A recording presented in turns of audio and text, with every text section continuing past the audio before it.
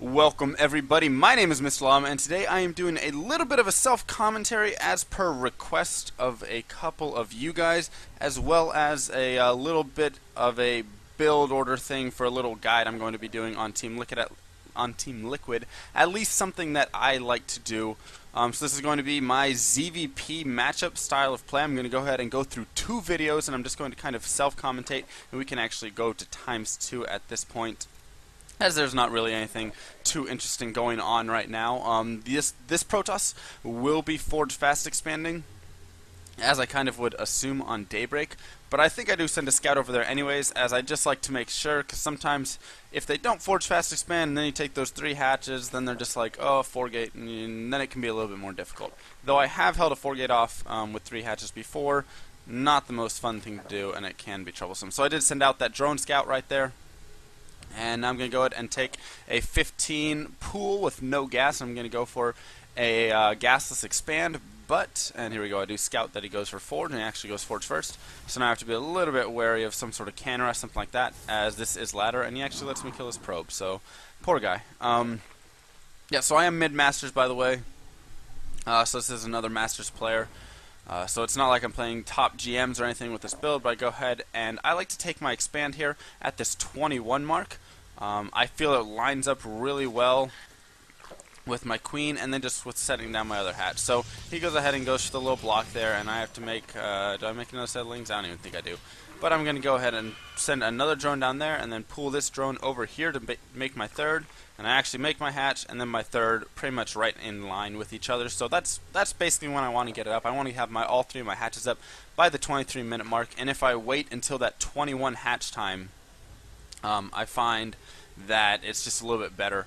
So I'll go down and I'll put a 20 or 21 hatch right here, and then I'll drop another hatch at like 21, 22, 23. So I did kind of get a little supply block there for a second, unfortunately, and so I just extractor tricked it out so I could get another queen, so then I can send this queen down here, which I should have been doing right now. I think I wait a little bit too long on it though, so I just like use it to build a creep tomb or something like that.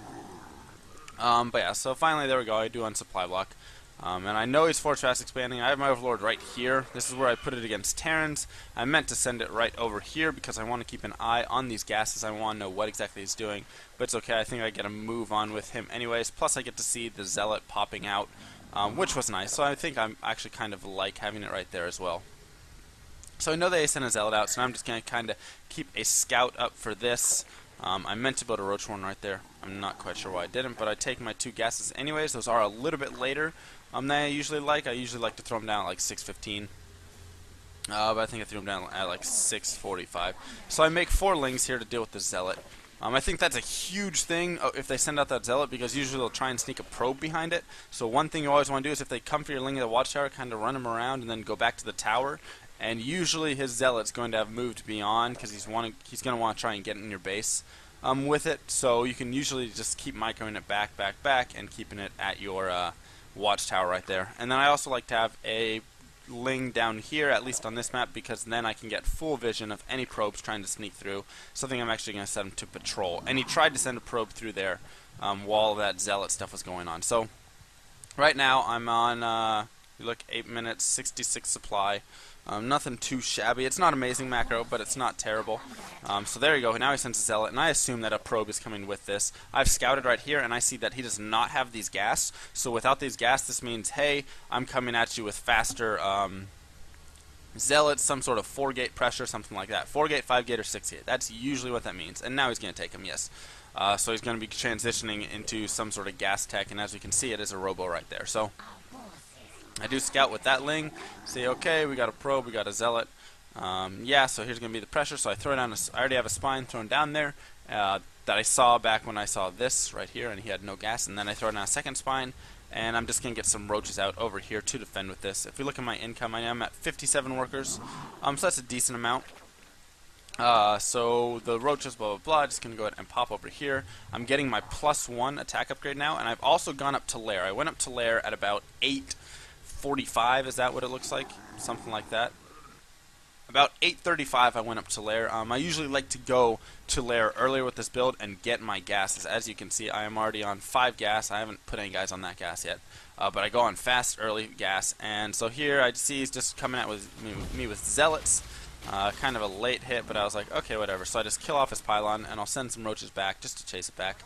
And then I'll use these roaches to scout around. But if we look at this build more in depth here, you'll see now that my lair has finished, I'm getting a Hydralisk Den. And so I want to kind of not really rush to this, but that's why I kind of like sped up my lair tech a little bit. Some people will delay the lair tech a little further. Sometimes I'll get my lair at like 8 minutes. It really depends. And now I'm getting the drop. And I didn't mean to get burrow. I'm going to cancel that in a second. But I get drop right here. And as you can see, I'm not getting speed yet. That's because speed only takes 60 seconds, while drop takes 130, excuse me. So I go ahead and get my +1 for my Hydras. I have my Evolution Chamber upgrading my +1 right here. And I throw down a second Evo Chamber because I think I'm just going to do a little bit later hit with a 2-1. Or, I mean, this build isn't designed to be all in. I also droned a little harder there because I did kill off that probe and the pylon and the zealots. So I knew he was going to be falling back. Because he wasn't investing in anything crazy at that point. So I knew I could drone a little bit more. So now I'm up to 72 drones. And I should be getting my +2. So there I get that +1 right there. And +2 should be starting right when this finishes, I believe. Yep, there we go. So right on top of that. So that's good. So I go ahead and get that +2 right there. I have my lair upgrades going, and now I start the speed right there. So as you can see, there's about equal time left on those. It's like 40 seconds and 40 seconds, something like that. So they should time up pretty nicely, and I'm now starting to build this Roach Hydra Ball. He should have an observer out here over my army. I think he does, yeah. So he has an observer like right here. So there it is, yeah, you can actually see it. So he sees my roaches. He hasn't seen my Hydras yet, anything like that. But he kind of goes blind robotics bait anyway, which is fine. Like, I have no problem with that at all. This is supposed to hit when they should be getting a robotics bay, and I mean that's kind of blind, but usually they'd scout, or they may scout your Hydras at this point. That's fine. So I don't really make as many Hydras this game as I usually do, and that's because I invested into all of this upgrade tech right here. So because I was going for the +2, the 2-1. I think I end this game before I even hit with the 2-1, unfortunately. So 13 minutes rolls around, and I'm pretty much maxed out. And so I say, you know what, I'm just going to go ahead and go for it. Here's kind of more reinforcement, blah, blah, blah. And so this is my build. You don't want to stall too much because you don't want to let them get too many of those Colossus. So his observer is now going to be flying in, and he's going to see this, and that's completely fine as well. So many people are like, oh, you know, you're going to lose this game because he can watch you come in with these drops. No, that doesn't matter at all, and I'll show you exactly why right here. So now he's getting his army in preparation, okay, blah, blah, blah. And now you just drop, and what is the one thing that Protoss have that really, really murder you? What's the one thing? Well, of course, it's force fields. It's this right here, having 9 roaches trapped in this corner by all these force fields, blah, blah, blah, blah, blah. So what do you do to get away from force fields? By the way, focus down that Colossus. What do you do to get away from force fields? Well, you just drop. You just run right on top of them, and then you drop straight on top of his army so he cannot force field. And I mean, I drop right on his army, and I don't think he picked off an Overlord there, but even if he would have picked off an Overlord, it wouldn't have mattered. Now I also send my reinforcements with my rallies to the front right here, so then all my units just kind of keep streaming in. I also take a 4th behind this, so I expand, I take that attack. I start doing drones, or sending drones over there, I believe, pretty soon. Kind of preparing for later game. You don't want them to get more Colossus out, so if you can snipe down the Robo Bay, if you can take out the facility, or simply the pylon powering it, go for it. That can be a huge hit. Sometimes your first hit won't always work. You can come in really strong with the second hit. As you can see, I like remaxed instantly, even though I lost a ton of that army right there. So I lost like half to 3/4 of that army, but I was able to instantly remax and have all those units pushing right over here. And if for some reason he has a lot of cannons, you can't break that right there. You can simply go step back for a quick second, load up everything again, and just walk on over and do the same exact thing, except now his army is usually weaker. Just make sure you focus down the Colossus. I cannot say how important it is to focus down Colossus if they are in that army. Otherwise, you can simply sit as like Colossus right here, have an army wall right there, and Colossus just murder these units. So as you can see now, my 2-1 has finished. I have a 4th base up. I'm taking a 5th base right now. I'm taking my gases. Like it's a beautiful transition in my opinion. Did I throw an infestation put down? I don't think I did, because I mean I knew the game was over at this point once I completely broke him. By the way, he was on 3 bases, so I knew that the game was over once I broke him down, stuff like that. But usually right here, if for some reason he has a lot of colossus, something like that, I'll take this drone, I'll make a spire, I'll start going more roach heavy to save that gas up instead of the hydras.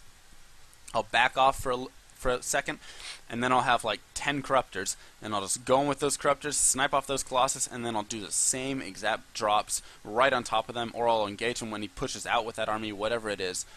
So you can do a lot of damage with this build. I found it to be really effective. I want to say I win almost every game that I've used this before, and it's just good because it allows you to expand behind it. It's nothing all in. I mean, I'm on 77 drones. It's a very just strong push, and it abuses the fact that Protoss need force fields. So we're going to go ahead and quit this replay and just load up the next replay. I just kind of want to roll these games together here, roll it right in. So this is another game I did. This is also a Masters player, but he likes to go for the expand, and so I'm going to go ahead and once again rush through this a little bit faster, blah, blah, blah. Okay, so we will go ahead and keep this open. So he likes to go for a gate expand. That just kind of is his thing. And so I wanted to kind of test, okay, can I really do this build against gate expands, or does it not work the best? And what I found is that it actually still works pretty well against gate expands as well. So it's nice to have to go against that force fast expand because it gives you that freedom to simply just tech to those hydras, tech to those drops without having to worry about any like mid-game pressure or anything like that. Or earlier game pressure, I should say. You can still have mid-game pressure, but like in that last game where there was that mid-game pressure with the roach, and I know that this guy likes to do a gate expand, so I go ahead and go hatch first, which is, you know, a little bit of metagaming, but it works too if you go for a pool first. So I go that, and I throw down a gas as well, because as I said, he likes gate expanding. And so then I'm going to also take, you know, my gas, and I think I just get up to speed so I can have speed, and then I just defend it more with lings here.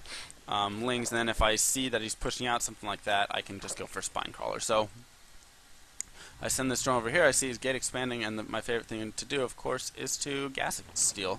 Because, hey, what's better than simply just continuously gas stealing your opponent when he's trying to get sentries out? So I think I do gas steal like 4 or 5 times, poor guy. But anyway, so now I'm just making my queens.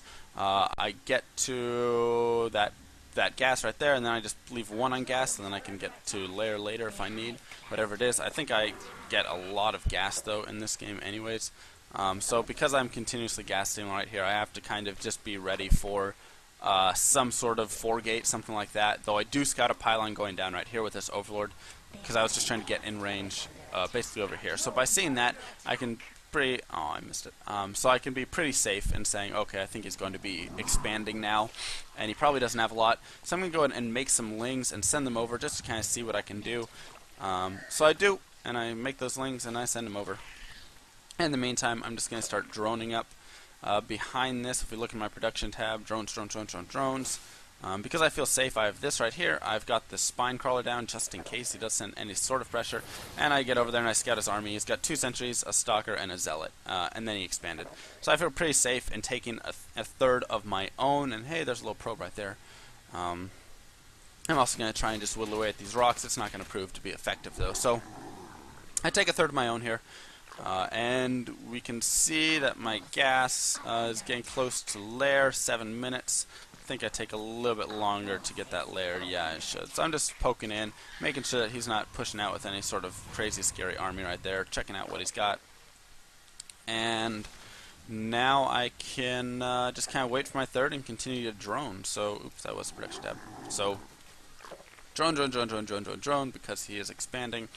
And I feel completely safe right now. And then I also can start getting my gas here. I do forget to put 2 guys on gas right here until much later, and that kind of hurts me a little bit later because I did want to have all the gas that I could, because this build is very gas intensive. You don't think it's as gas intensive until you start like trying to get that 1230 max, which basically the best I've done is like a 1245 max off of this, and that's simply because Hydras cost 150 as opposed to 75.25. So trying to get all of that extra stuff just kind of can be difficult, whatever.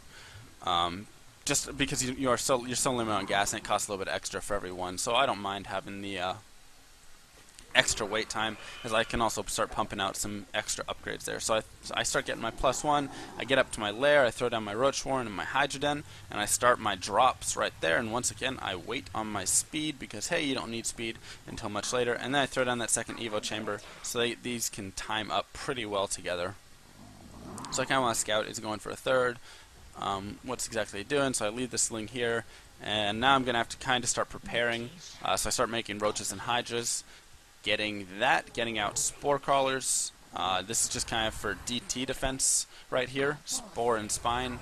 And I see that he's going for a third right there because he drops that pylon, blah, blah, blah. So now I should have speed going, yep. So these are going to time up very nicely, drop in speed. Basically 2 seconds apart right there, and then I can also start my +2, +1. So this, of course, is just in case my first attack doesn't work. I can just go right into having a +2, +1, keeping my upgrades going, and he tries to go DTs on me. And he's not a big guy that invests heavily in DTs or anything like that. So here, he's going to go ahead and fight, and he gets nice force fields off there, and I could have probably lifted those up and pulled them back if I wanted to, but I figured, you know what, I'll go ahead and fight this and take out maybe a couple sentries, something like that, just scare him back. Because I don't think he would want to engage with that small of an army, and no, he's not, so he's just simply going to fall back right there. I throw up a macro hatch as well. I could have taken a fourth with that if I wanted, but instead I just go for the macro hatch. And once again, as you can see, my gas is just constantly being spent. This game, I make a lot more Hydras. So in the last game, I had like 8, 9 Hydras with that first army. Right here, I'm already up to 8, 9, 10, 11 Hydras, and more just going to continue streaming in. So I make a lot more Hydras here. I see I'm starting to kind of push over here, and once again, creep spread. Always important to have, so always spread your creep. And everything is just kind of lining up pretty well. My macro hatch is done there. I've got my Roach speed upgrade. I've got my Hydra in air whatever upgrade right there. And so now I can kind of start pushing out. We see he sees my Hydras, and so he's going double Robo right now. And then he's going to want to, of course, drop the Robo Bay and try and pump out some Colossus, something like that. But hey, I'm pretty much at my max point. Anything else, I can just rally over there and start streaming it in.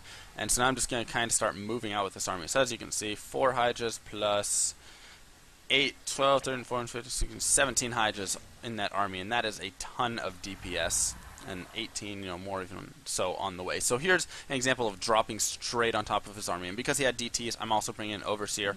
So make sure to do that. So there you go. Hey, DT. Okay, I free kill. So he knows my army's over here, and he's going to try and come over here and engage it, get himself this ramp high ground, I do believe. And I'll actually pause so I can go to E. So now he's going to start moving out with his army. He's got that double Robo, and he's working on his +2 attack. And mine has finished, actually. So I'm going to have this +2, +1 for this engagement right here, because I did go for a tiny bit faster upgrades. So 1-1, 2-1, perfect timing, and now I drop straight on top of his army. As you can see, I didn't even try and go into his base right there, anything like that. I simply just walked my army right on top of his, dropped it, and now I can kill off all those sentries, all those stalkers, and I'm still maxed now to 100, army right there. 100 supply army. He's going to try and warp in, but I also... Oh crap, I just went back way far. What I also want you to note is I did extra drops in this one. I dropped right here at the third, and I dropped right here in the main. So now I can just simply pick off probes, and you'll see... I guess I don't really have to go back.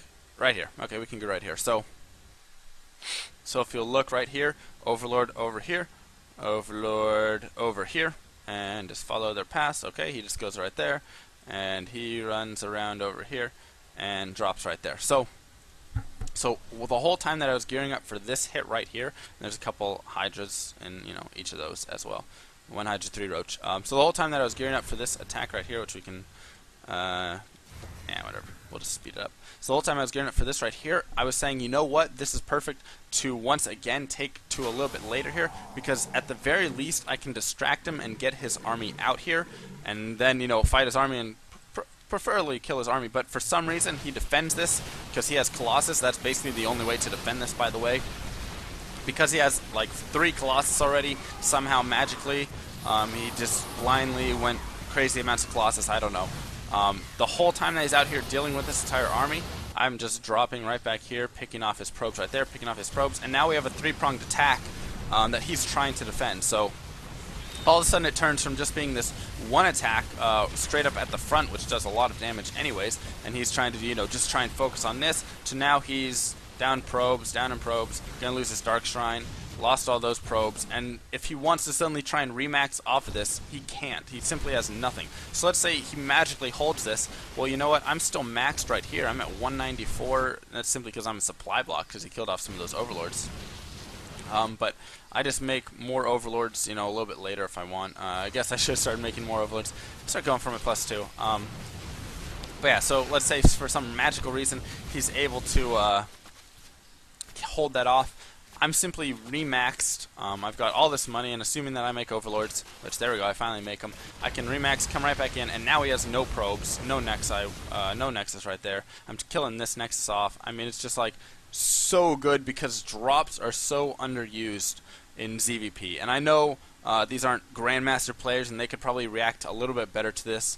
But there's also, if you feel like you're playing against a better player or whatever it is, or you think he's going for a Robotech early, you can throw up your spores like here, and then your Hydra Den is completely unscouted. And so the only way they can scout is if they scout your Hydras. So you can simply leave like your rally point like back here, and then have like spore, spore, spore, and then he's not going to be getting in to see your army until you start pushing out. And a lot of times they won't have 2 Robos with 2 Colossus already on the way, or 2 Robos with that Bay. Best off, they have 1 Robo, and they're getting Immortals out of it, and then all of a sudden they see Hydra, they throw down the Robo Bay, then they start Chrono Boosting out Extended Thermal Lance, they start Chrono Boosting out a Colossus, and boom, you hit, they have 1 Colossus in their army, and you're dropping right on top of it. So the sweet spot, in my opinion, is always right up here.